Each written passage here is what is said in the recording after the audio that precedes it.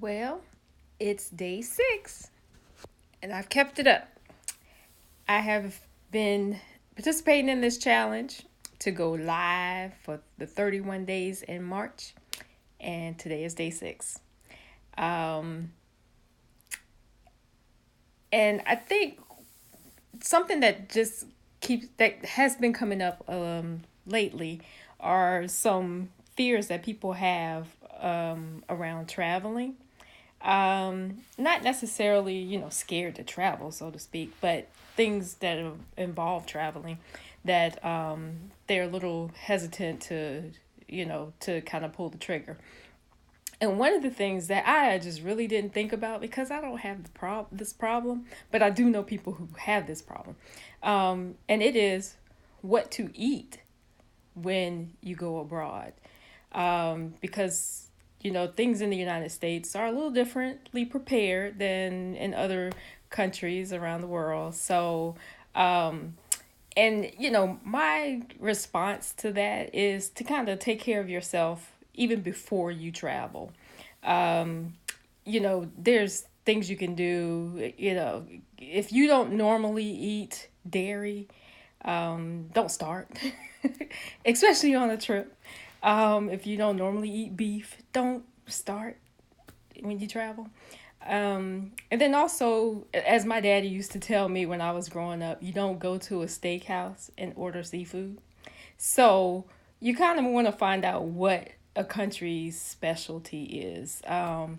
Like, I don't particularly, for me, like when I go to an island, or what have you, or someplace that's close to the ocean, I only eat seafood. Very rarely will I have any. Yeah, I probably won't even eat any chicken, or I typically don't eat beef anyway, or pork. So I wouldn't venture out and try that. So you have to pay attention to things like that. But there's a lot of things you can do to prepare yourself before you even leave the United States. Probiotics, kombucha. I think that's how you say it. Kombucha. Yeah, that's it. And it helps your gut, and it kind of fights off any, foreign, I guess, bacteria or what have you. And then I also travel with activated charcoal.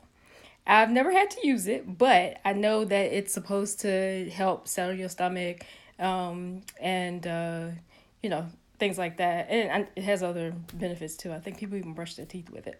Um, but I have a full bottle. I haven't had to divvy it out to anybody, and I haven't taken any of it. So I've been pretty fortunate in dining um, when I've traveled.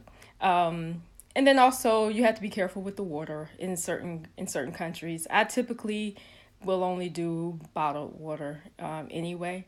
And even you have to be considerate when you think about ice that's in your drink. So that's typically why I always order wine. So you don't have to worry about that. It's coming straight out of a closed bottle. So I'm pretty sure the wine's safe. But anyway, I just wanted to share those little tips with you. There's no need to be thinking that you can't eat or what shall I eat when I go abroad. There's just a few steps you can take to kind of, ward off anything that may happen to you. And I mean, it's not always fail proof, of course, but it's definitely an attempt to prevent some things. So, anyway, that is all I have for today. I will see you tomorrow. And if anybody's checking this out, I thank you for checking it out. And day 6 in the books. Have a good one.